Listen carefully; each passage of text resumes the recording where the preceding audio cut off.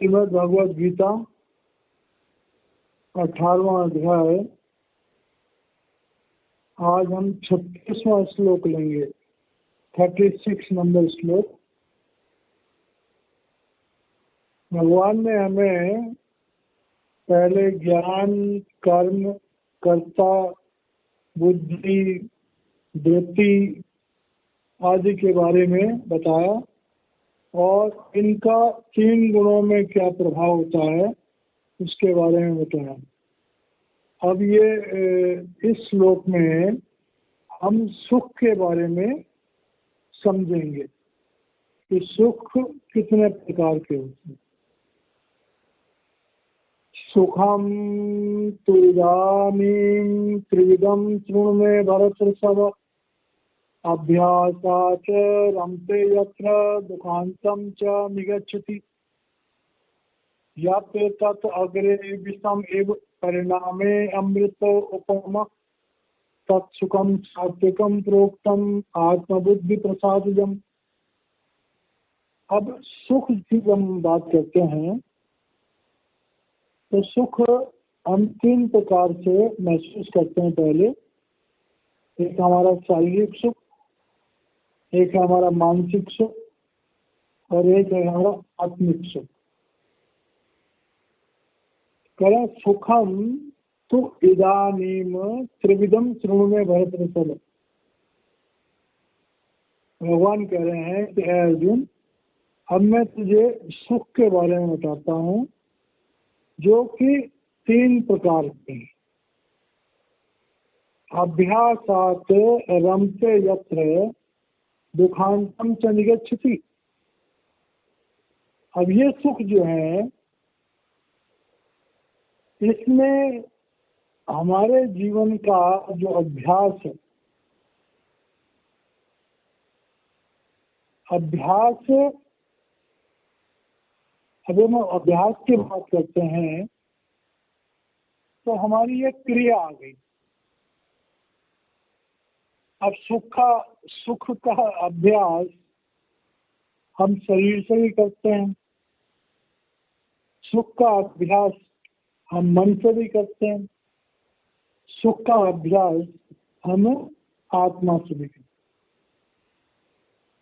हैं। इस बात को यहाँ पर बहुत गहराई से समझना होगा कि एक सुख होता है शरीर का, दूसरा सुख होता है मन का और तीसरा सुख होता है आत्मा। तो कह रहे हैं कि असल में अगर सुख है तो दुख भी है। तो सुख और दुख जीवन में इंसान के असल में तो दोनों साथ चलते हैं, लेकिन दुखों का अंत हम अभ्यास के द्वारा कर सकते हैं। दुखों के अंत को हम अभ्यास के द्वारा कर सकते हैं। तो यहाँ पर इसको बहुत विस्तार से बताने मतलब समझने की जरूरत नहीं है, लेकिन इतना जरूर है कि यहाँ पर ये बता रहे हैं कि 3 तरह के सुख हैं और हम उन्हें जरूर गिनेंगे इसमें कि वो शारीरिक सुख, मानसिक सुख और आत्मिक सुख। तो चाहे वो शारीरिक सुख हो, चाहे वो मानसिक सुख हो, चाहे आत्मिक सुख हो, उन सुखों को अगर हमें प्राप्त करना है तो जरूरी बात है कि हमारे दुख होंगे, उसमें से हम सुख को प्राप्त करेंगे। और सुख को प्राप्त करने के लिए हमें उन साधनों का अभ्यास करना पड़ेगा जो सुख को प्राप्त करते हैं।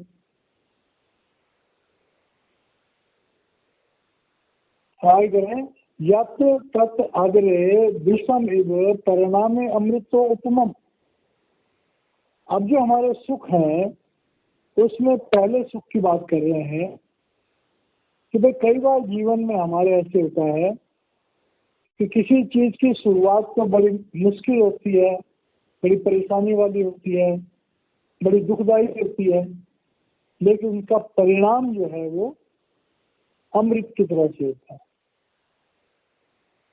जैसे एक छोटी सी एग्जाम्पल लोग देते हैं कि भाई हम आंवला खाते हैं, तो आंवला खाने के बाद हम पानी पीते हैं तो बड़ा आनंद आता है। आंवला खाते समय इतना आनंद नहीं आता जितना आंवला का पानी पीते समय आनंद आता। तो कह रहे हैं जिस सुख का शुरुआत में हमें चाहे परेशानियों का भी सामना करना पड़े, लेकिन उसका परिणाम जो है वो अंत में बहुत अच्छा होता है। तत् सुखम सात्विकम प्रोक्तम, कहते हैं वही सुख सात्विक है कि जो हमें अंत काल में अमृत से जोड़े। और आत्म बुद्धि प्रसादम, और हमारी बुद्धि जो है वो हमारी आत्मा की उस तरक्की को प्राप्त कर सके। अब ये बात बोलने में तो सिंपल सी लग रही है, लेकिन असल में इस बात का जो वास्तविक मतलब है वो बहुत ज्यादा बड़ा है।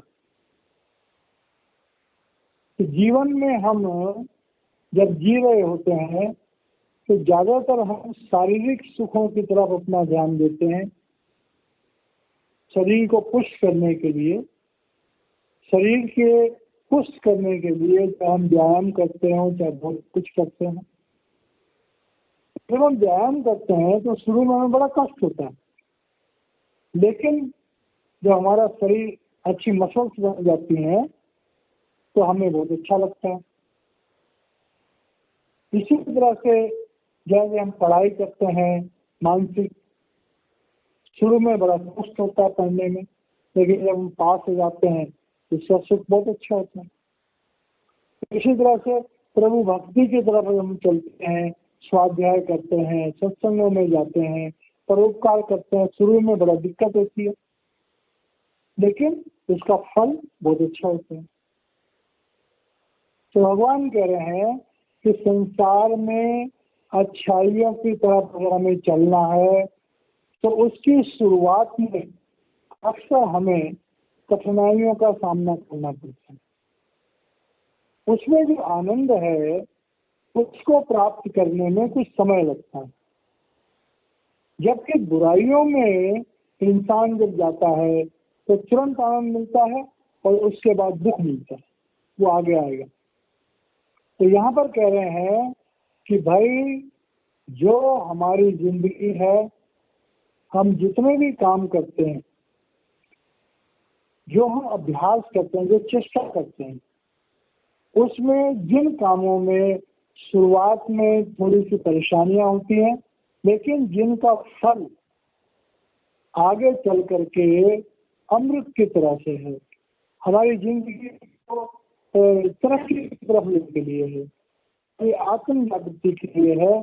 ऐसे सुख को सात्विकी सुख कहा जाता है और उसके लिए हमारी आत्मा और हमारी बुद्धि उन दोनों को प्रयास करना पड़ता है। और वो हिसाब से देखा जाए तो बुद्धि के प्रयासों से उत्पन्न एक प्रसाद के रूप में। अब बुद्धि भी कौन सी उनसे? प्रभु प्रेरक बुद्धि। अब वो बुद्धि नहीं है, असल में वो विवेक है। तो मतलब क्या हो गया इसका घुमा फिरा के? जिस इंसान के जीवन में विवेक है, जो अपने जीवन को सोच समझ कर चलाता है, जो न्याय संगत और धर्म संगत कार्य अपने जीवन में करता है, सच्चाई के रास्ते पे चलता है, धर्म के रास्ते पे चलता है, तो उसकी शुरुआत थोड़ी कठिन हो सकती है। लेकिन जब एक इंसान सचमुच में सच्चा और सुच्चा बन जाता है, तब उस इंसान का जो जीवन है, तो जरूरी बात है कि जैसे अमृत की प्राप्ति होती है वैसे हमें आत्मज्ञान की प्राप्ति होती है। तो कह रहे हैं कि बुद्धि असल में वही बुद्धि कहलाने के काबिल है, और बुद्धि नहीं, उसे हम विवेक कहेंगे। तो सतोगुणी बुद्धि जो है उसे हम विवेक का दर्जा देंगे। तो विवेक आत्मा का गुण है। तो कह रहे हैं कि हमारे जीवन में हमें अपनी आत्मा की आवाज को सुनना चाहिए और उन गुणों को अपनाना चाहिए जिससे हमारा जीवन सत्वगुण की तरफ जाए, शांति की तरफ जाए, परमार्थ की तरफ जाए। तो ये बात जो है पहली बात थी। विषय इंद्रिय संयोगात यत् तत् अग्रे अमृतो उपमम परिणामे विषम एव तत्सुखम राजसम समृतम। अब देखिए, पहला सुख क्या था? पहला सुख था हमारा आत्मा की जागृति हुई। अब दूसरा सुख क्या है कि विषय इंद्रिय संयोगात। पहला सुख हमारा विषयों की तरफ नहीं था, इंद्रियों की तरफ नहीं था। पहले सुख की कल्पना हमारी आत्मा की थी, हमारे विवेक को जागृत करने के लिए थी, हमारे व्यक्तित्व को जागृत करने के लिए थी, हमारे चरित्र को अच्छा करने के लिए थी। और दूसरा क्या है कि जिस सुख में हम अपनी इंद्रियों को सुख पहुंचाने की कोशिश करते, विषय इंद्रिय संयोगात। दूसरे सुख में हमारे विषय विकार जो कि इंद्रियों के संयोग से उत्पन्न होते हैं। अब विषय विकार का मतलब गलत नहीं है, विषय विकार में हमारा भोजन भी आ जाता है। हम भोजन के लिए कितना प्रयास करते हैं, कितना समय हम लोग भोजन के लिए देते हैं, कितने तरीके से हम भोजन बनाते हैं जिससे हमें ज्यादा से ज्यादा आनंद आए। अब जब उस ज्यादा से ज्यादा आनंद वाले भोजन को हम खाते हैं तो उससे क्या होता है कि यत् तत् अग्रे अमृत उत्तमम, कि उस भोजन को जब हम खाते हैं तो शुरू में हमें लगता है हमने अमृत खा लिया। अब वो जो खाना हम बनाते हैं, बहुत ज्यादा घोट घाट करके जो खाना बनाते हैं, वो जरूरी बात है कि गरिष्ठ अन्न, उस गरिष्ठ अन्न को, भोजन को जब हम खाते हैं तो परिणामे विषम इव, तो परिणाम क्या होता है कि हमारे शरीर में अम्ल बन जाता है, हमारा पेट खराब हो जाता है, हमारा बीपी बढ़ जाता है, हमारा शुगर बढ़ जाता है। जैसे भोजन की बात करी।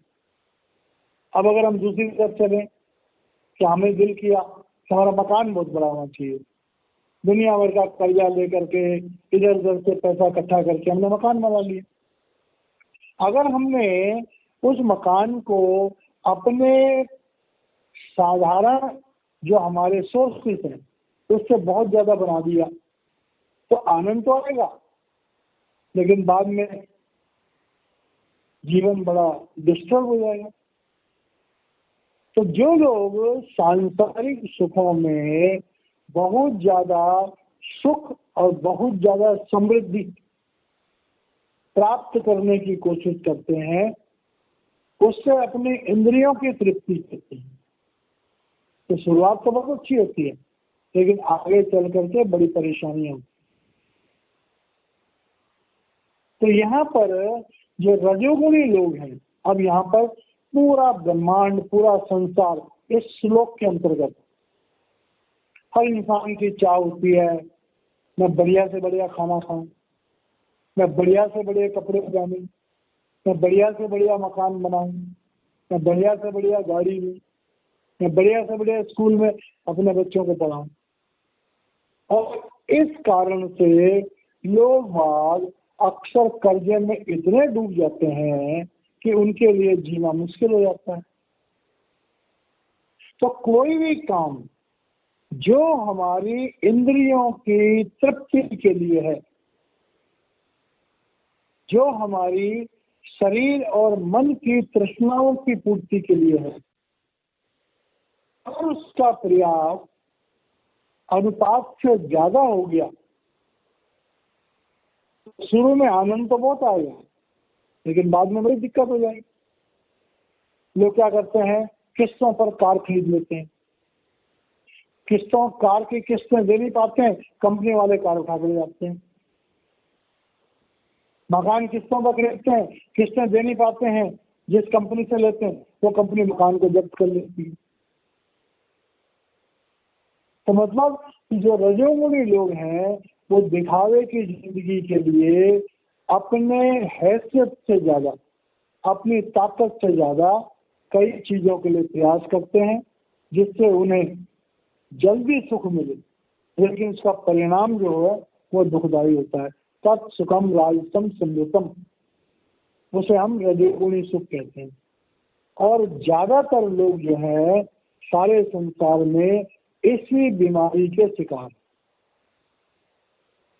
सादा जीवन उच्च विचार वाले लोग बहुत कम।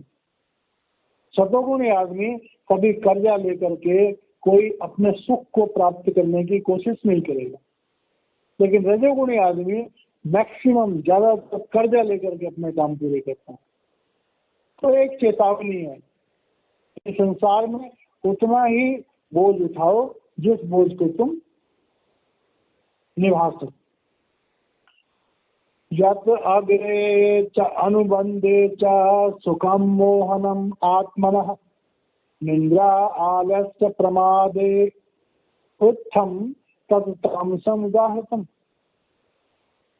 अब तीसरे तरह के लोग क्या हैं कि यत अग्रे च अनुबंधे च सुखम मोहनम आत्मनम, कि जिन लोगों को एक तरह से वो लोग जो ख्वाबों की जिंदगी में जीते, जिनको कोई भी चीज जो है वो बड़ी आसानी से, उन्हें भोग विलास की जिंदगी जो है वो आसानी से चाहिए और उसमें वो मोहित हो जाते हैं। जैसे अभी जिक्र आया था कि जैसे जो लोग किस्तों पे कार ले लेते हैं, किस्तों पे मकान ले लेते हैं, किस्तों पे टीवी ले लेते हैं, किस्तों पे ये ले लेते हैं, और उन लोगों के लिए कि भाई उनका कोई अपने सोच विचार नहीं, सोच विचार नहीं होता कुछ भी, शुरुआत में भी नहीं होता और उसका अंत क्या है उसमें भी नहीं होता। उन्हें तो ये है कि मुझे इसमें से सुख भोगना है। अब वो चीज अपनी हो और चाहे पढ़ाई, तो वो उससे उस सुख से मोहित हो जाता। रजोगुणी तो अपने सुखों के लिए प्रयास करता है, इंतजार करता है, लेकिन तमोगुणी जो है वो उसके लिए इंतजार नहीं करता, उसको तो भैया तुरंत महाकल्याण जैसे मर्जी प्राप्त कर लो। बड़े बड़े ब्याज पे लोग पैसा ले लेते हैं और उनकी ये सोच होती है मैं इसे बनाए रखूंगा। तो एक तरह से देखा जाए तो ये नासमझी वाली बात। कई लोग बड़े परेशान हो जाते हैं, कर्जे उठा लेते हैं, बड़े बड़े ब्याजों पे कर्जे उठा लेते हैं, फिर कर्जे उठा करके उसका कर्ज ब्याज चुकाने के लिए फिर कर्जा लेते हैं। ठीक है, यत अग्रे च अनुबंधे, अपने आप को वो उसमें शुरू में फंसा लेते हैं और सुख से वो इतने मोहित हो जाते हैं जिसकी कोई हद नहीं। और निंद्रा आलस्य प्रमादेना उत्तम, और उसके बाद क्या होता है कि बाई चांस उन्हें कोई चीज, कोई सुख की चीज किसी रूप में प्राप्त हो जाए, तो ये नहीं कि उस चीज को प्राप्त कर फिर उसके रिपेमेंट के लिए वो रात दिन मेहनत करना। वो कहते हैं कि भाई जो मिल गया है पहले इसका आनंद लो। जैसे कई बार हम लोग क्या देखते हैं कि कोई लोग काम करते हैं, कुछ ऐसे कारीगर होते हैं, कुछ ऐसे लोग होते हैं, उनको अगर कोई काम कर रहे हैं और उनको अच्छा मोटा एडवांस मिल जाए तो वो 4 दिन के लिए काम छोड़ देते हैं, तो इस पैसे को मौज मस्ती करते हैं, जब पैसा खत्म हो जाए फिर काम पे आ जाते हैं।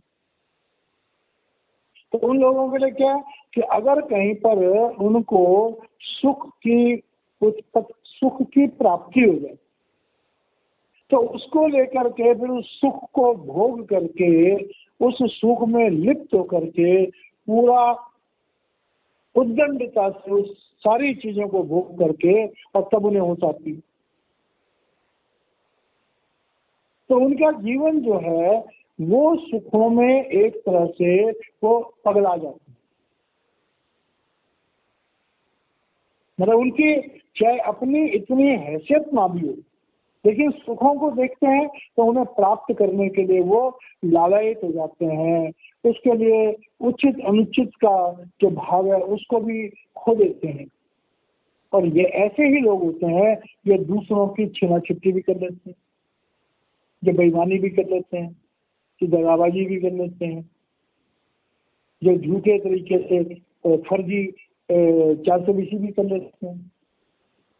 तो भगवान कह रहे हैं कि भाई सुख जो है वो कभी भी कपट से, जबरदस्ती से, किसी चीज से प्राप्त नहीं करना चाहिए।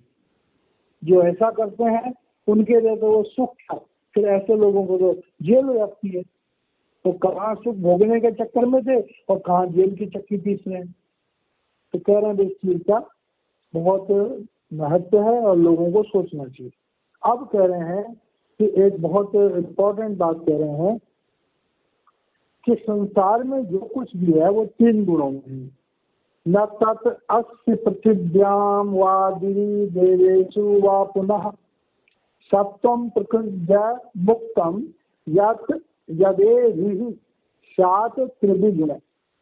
भगवान कह रहे हैं कि चाहे पृथ्वी लोक हो, चाहे आकाश हो, चाहे देवलोक हो, कह रहे हैं समस्त ब्रह्मांड में कह रहे हैं ऐसा कोई भी स्थान नहीं कि जो प्रकृति के इन 3 गुणों से प्रभावित ना हो।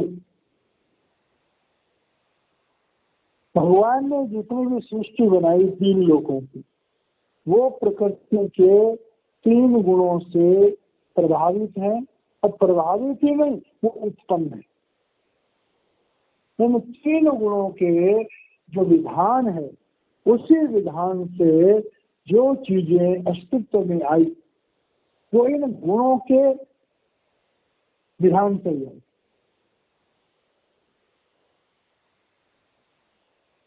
न तत् अस्य पृथिव्याम वा दिवि देवेषु वा पुनः सत्वम प्रकृतिजय मुक्ति।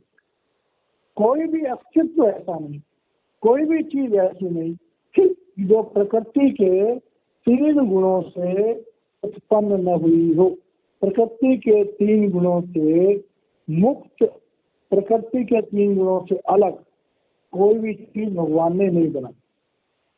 सारी चीजें प्रकृति के 3 गुणों के अंदर हैं। अब प्रकृति के 3 गुणों के हिसाब से ही अब यहाँ पर पहले सुख की बात आएगी, अब यहाँ पर वर्ण व्यवस्था की बात।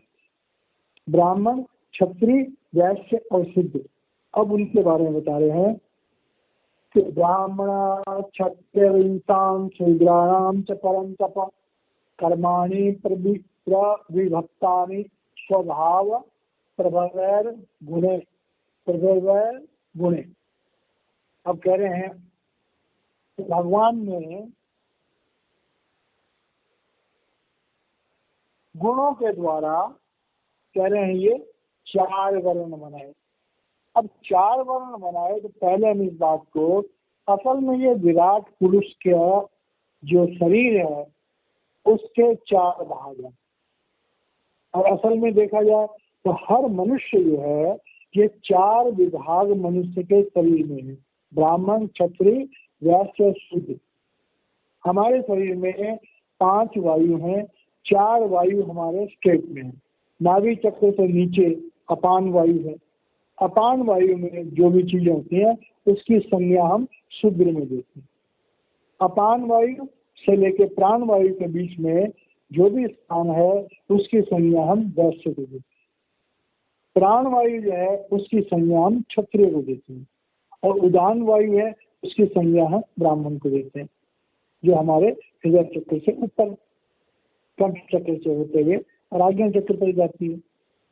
तो भगवान कह रहे हैं कि भाई जो ये गुणों का प्रभाव है, इन गुणों के प्रभाव से ही ये 4 कैटेगरीज बनी है, 4 वर्ण बने, ब्राह्मण, क्षत्रिय, वैश्य और शूद्र। फिर हमारे शरीर की 4 अवस्थाएं। इन 4 अवस्थाओं में हमारे 4 तरह के विचार होते हैं। उदान वायु में ब्राह्मण है तो सतोगुणी होता है। प्राणवायु में क्षत्रिय है तो रजोगुणी होता है। उसके बाद में समान वायु में वैश्य है, उसमें रजोगुणी और तमोगुणी के थोड़े अंश होते हैं। और अपान वायु में शूद्र है, उनमें रजोगुण ज्यादा तमोगुण ज्यादा प्रधानित है। तो कर्माणि तविवक्तानि, तो कर्म भी जो हमारे हैं ये कर्मों के विधान के द्वारा ये बनाए गए। अकाल पुरुष के शरीर के भी ये विभाग है, लेकिन कर्मों के कर्माणि प्रविवक्तानि कि कर्मों के मुताबिक जो है जो विभाजन किया गया स्वभाव प्रभाव गुण, गुणों के स्वभाव से उत्पन्न जो विभाग बने, भगवान कह रहे हैं कि उसी के द्वारा ब्राह्मण क्षत्रिय वैश्य शूद्र बने। अब इस बात को दुनिया के लोग क्या कहते हैं, ये ब्राह्मण है जाति का। तो जो जाति का ब्राह्मण है, पहले ऐसा नहीं हुआ था। मनुस्मृति में इन चीजों का बहुत गहरा डिटेल दे रखी है कि ब्रह्मत्व जिसमें है वो ब्राह्मण है, क्षत्रित्व जिसमें है वो क्षत्रिय है, वैश्यत्व जिसमें है वैश्य है, और शूद्रत्व जिसमें है वो शूद्र। जाति से नहीं, पहले ये कर्मों से गिना जाता था। आजकल तो जातियां बननी, लेकिन पहले कर्मों के मुताबिक। अब इसमें इस चीज का बहुत गहराई से बताया। समोदम तपः शौचम शांतिर आर्जवम एवं च ज्ञानम विज्ञानम अस्ति अस्तिक्यम ब्रह्म कर्म स्वभाव जम। और कह रहे हैं कि जो भी लोग दुनिया में हैं तो सारे के सारे लोग जो है पैदाइशी स्वभाव लेके होते हैं। जो ब्राह्मण प्रकृति का आदमी होता है उस इंसान में क्या होता है कि उसमें कहते हैं समह, समह का मतलब होता है कि उसका अंतःकरण जो है वो पवित्र होता है, समभाव होता है। दमः, दमा कहते हैं इंद्रियों पर अंकुश, इंद्रियों का दमन। तपः, तो तपः कहते हैं कि इंद्रियों पर संयम, और हमारा जो जीवन है वो शुद्धता की तरफ, हमारा जीवन जो है वो तपः में धर्म पालन भी आ गया, तपः में हमारे इंद्रियों का संयम भी आ गया। पहले इसका जिक्र आ चुका है। हमारा जीवन जो है पवित्र होना चाहिए, हमारे विचार पवित्र होने चाहिए, हमारी बोली पवित्र होनी चाहिए। शांति, और शांति का मतलब हमारे मन, हमारे विचारों में, हमारी बोली में शांति होनी चाहिए। तो शांति का मतलब हम सब लोगों का सम्मान करें। आर्जवम सरलता, हमें किसी भी अपने गुण का अभिमान नहीं होना चाहिए। ज्ञानम विज्ञानम, और ज्ञानम विज्ञानम मतलब कि जो ज्ञान हम पढ़ते हैं उसका अनुभव भी करें। ज्ञानम विज्ञानम सिक्खम, अस्तिक्यम हम लोग जो है आस्तिक भाव के हैं। हम लोगों के हमारा जीवन में जो है वो मतलब प्रभु के प्रति हमारी भावना, नास्तिक नहीं होना चाहिए। परमात्मा के अस्तित्व को मानने वालों के ब्रह्म कर्म राजम। अब कहते हैं जो भी इंसान ब्राह्मण है, अगर वो सचमुच में ब्राह्मण है तो उसमें ये गुण होने चाहिए। जिस इंसान में ये गुण नहीं है, जो वेद शास्त्रों को नहीं पढ़ता है, जो भजन सिमरन नहीं करता है, जो सत्संग का प्रेमी नहीं है, जो अपने चरित्र को ठीक रखने की कोशिश नहीं करता, जिसका चाल चलन अच्छा नहीं है, जिसकी बोली अच्छी नहीं है, जिसमें सरलता नहीं है, जिसमें इंद्रियों का संयम नहीं है, तो कहते हैं ऐसे आदमी को हम ब्राह्मण नहीं कह सकते। तो ब्राह्मण जो है वो हमारे समाज का सिरमौर है।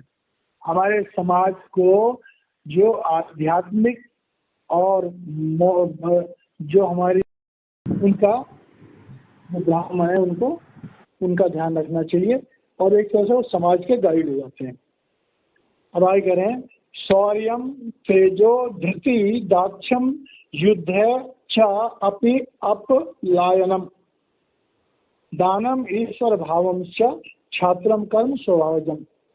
अब क्षत्रिय जो है उसका भगवान ने जो वास्तविक स्वभाव बनाया है वो कैसा है, तो कह रहे हैं शौर्यम, शौर्य माने शूरवीरता, तेजो अब तेजो का मतलब होता है कि हमारे शरीर में ओजस हो, हमारा चरित्र अच्छा हो, और उससे जो शक्ति पैदा होती है, आंतरिक शक्ति, धृति, धृति का मतलब होता है हमारा अंतःकरण में स्वाभाविक धैर्य हो।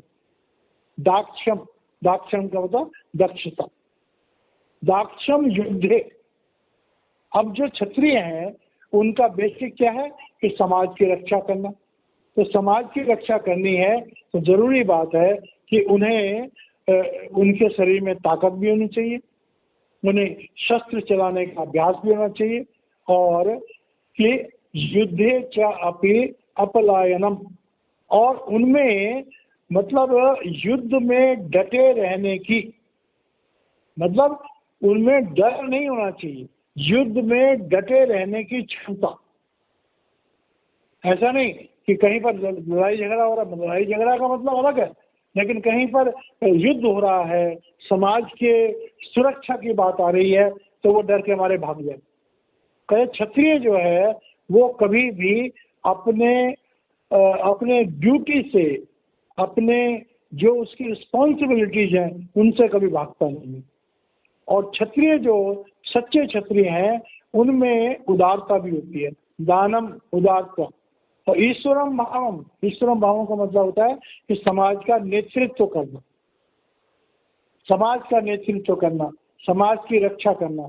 छात्रम कर्म स्वभावजम, कि जो इंसान स्वभाव से क्षत्रिय है, जो स्वभाव से क्षत्रिय है वो वीर होगा, शक्तिशाली होगा, धैर्य रखने वाला होगा, अपने पराक्रम में जो है वो दक्ष होगा, उसमें उदारता होगी, और उसमें नेतृत्व का स्वभाव होगा, वो बेमतलब में डरने वाला नहीं होगा। और ये समाज जो है पहले कि जो क्षत्रिय वृत्ति के लोग होते थे उन्हीं के दम पर समाज सुरक्षित रहता था। आज भी देख लीजिए कि आज भी जो हमारे फौज है, जो हमारे सिपाही हैं, जो हमारे पुलिस वाले हैं, तो वो लोग अपने ऊपर कष्ट सह करके समाज की रक्षा करते हैं। आज हमारा ये जो हमारी रक्षा करने वाला डिपार्टमेंट है वो क्षत्रियों का धर्म निभा रहा, अपनी जान कुर्बान कर देते हैं, लेकिन देश पर आंच नहीं आनी चाहिए। जिनकी सुरक्षा का भार उनके ऊपर है उस पर आंच नहीं आनी चाहिए। तो कह रहे हैं निडरता, पराक्रम, शौर्य, चरित्र, दृढ़ता, वफादारी, ये गुण जो है वो क्षत्रियों में स्वाभाविक होते हैं। इसके बाद कहते हैं कृषि गौरक्ष वाणिज्यम वैश्य कर्म स्वभावजम परिचार्यत आत्मकम कर्म शूद्रस्य अपि स्वभावजम।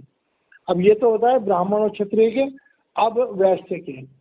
तो वैश्य जो है जिसे हम आज की डेट में बनिया भी बोल देते हैं, और जो व्यापार करने वाले व्यापारी वर्ग भी बोलते हैं, तो पहले जो है कृषि का काम, खेती बाड़ी का हो गया, गोधन हो गया, गाय भैंस पाल करके उनसे दूध निकालने का जो काम है, तो जो बेसिक काम है वैश्यों का वो है कि समाज के जिंदा रहने के लिए, पालने पोषने के लिए अन्न है, दूध है, दही है, घी है, और चीज़ों का संग्रह है, और व्यापार है, उन चीज़ों का क्रय और विक्रय है।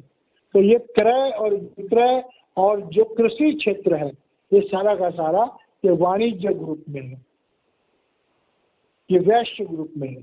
और उसके बाद है कि परिचर्यात्मकम कर्म। अब यहाँ पर कह रहे हैं कि जो सेवा से युक्त है, सर्विस क्लास, सर्विस क्लास में जो सर्विस क्लास वाले शूद्रस्य। अब सर्विस क्लास में यहाँ पर एक बहुत बड़ी गहरी बात है, शूद्र कोई जाति से नहीं होता। पहले जमाने में जिन्हें हम शूद्र कहते थे वो लोग होते थे जो बड़े आलसी हैं, बड़े नालायक से हैं, कुछ करना धरना नहीं है, वो पड़े हुए हैं और मिल गया तो खा लिया, और किसी रूप में कोई रिस्पॉन्सिबिलिटी नहीं, उन्हें मान मर्यादा का कोई ख्याल नहीं, वो नशे वशे में बिजी रहते थे। तो ऐसे लोग जिनको मान मर्यादा का ख्याल नहीं है, जिन्हें काम धाम कुछ करना नहीं है, जिन्हें मौज मस्ती करनी है, तो उन्हें एक तरह से सर्विस क्लास में समझा जाता है कि भाई इन्हें खुद को तो कुछ करना नहीं है, तो दूसरों की सेवा करो। तो दूसरों की सेवा करके उनको पेट पालने के लिए साधन मिल जाते थे, इसलिए उनको शूद्र की योनि में कहा जाता है। स्वे स्वे कर्मणि अविरतम संसिद्धिं लप्ते नरः स्वकर्म निरतम सिद्धिं यथा बिंदति तत्सु। अब भगवान कह रहे हैं कि भाई इंसान जो है जब वो पैदा होता है तो उसके कर्म तो अपने अपने निश्चित होते हैं। स्वे स्वे मतलब अपने अपने कर्म सबके निश्चित होते हैं, और अविरतम मतलब उन कर्मों के हिसाब से वो संसार में संलग्न भी रहता है, बिजी भी रहता है। संसिद्धिं लप्ते नरः, और जिसके जो कर्म है उसी में वो सिद्धि को प्राप्त करता है। मतलब जिसका ब्राह्मणत्व, मतलब जो पढ़ाई लिखाई में बड़ा समझदार होगा, प्रवीण होगा। और आज की डेट में बड़े बड़े धर्माचार्य हैं, बड़े बड़े भागवताचार्य हैं, कोई जरूरी नहीं कि वो ब्राह्मण हो, तो क्षत्रिय भी हो सकते हैं, वैश्य भी हो सकते हैं, तो शूद्र भी हो सकते हैं। क्यों? क्योंकि ये जातियां कोई भगवान ने थोड़े बनाई थी। भगवान तो वर्ण जिसकी जैसी मेंटेलिटी है उसको उस क्लास में है। अब जो इंसान धर्म शास्त्रों का अध्ययन कर सकता है, संस्कृत का या और भाषाओं का ज्ञान रख सकता है, और धर्म शास्त्रों को सही उनकी टीका कर सकता है, समझा सकता है, पठन कर सकता है, तो जरूरी बात है वो ब्रह्मत्व में आ गया, चाहे वो किसी भी सो कॉल्ड जाति का हो। अब जिस इंसान में शक्ति है, आज फौज है, तो फौज में ब्राह्मण क्षत्रिय वैश्य शूद्र सारे जाते हैं। जिनमें क्षत्रित्व है वो तो फौज में जाते हैं, पुलिस में जाते हैं। इसी तरह से जो वाणिज्य है, व्यापार करते हैं, तो जिनमें कॉमर्शियल सेंस है, वाणिज्य की सोच है, चाहे ब्राह्मण हो, क्षत्रिय, वैश्य, शूद्र, वो व्यापार कर रहे हैं। जो नालायक हैं, चाहे वो किसी भी जाति के हो, तो वो क्या करेगा? वो मजदूरी करेगा, सेवा करेगा, झाड़ू पोछा करेगा, सफाई करेगा, कुली का काम करेगा। तो भगवान कह रहे हैं कि भाई कोई इस तरह से नहीं, जो जिस कर्म में जाता है। वैसे तो स्वभाव अगर हम कहें तो ब्राह्मण के बच्चे का स्वभाव वेद पढ़ने का और अध्यात्म की प्राप्ति का होना चाहिए, वास्तविक स्वभाव। क्षत्रिय है वो मैक्सिमम जो है वो फोर्सेस में जाते हैं, वैसे मैक्सिमम बिजनेस में जाते हैं, जो सर्विस क्लास के हैं तो सर्विस क्लास में जाते हैं। लेकिन आज ऐसा नहीं है। आज अपने प्रयासों से जिसमें जो गुण है उस गुण को वो डेवलप कर सकता है, और कोई भी इंसान धर्माचार्य बन सकता है, कथावाचक बन सकता है, संत बन सकता है। कोई भी इंसान फौज में बड़े से बड़े ओहदे पे जा सकता है, कोई भी इंसान व्यापार में बहुत तरक्की कर सकता है, और कोई भी इंसान सर्विस क्लास में जा सकता है।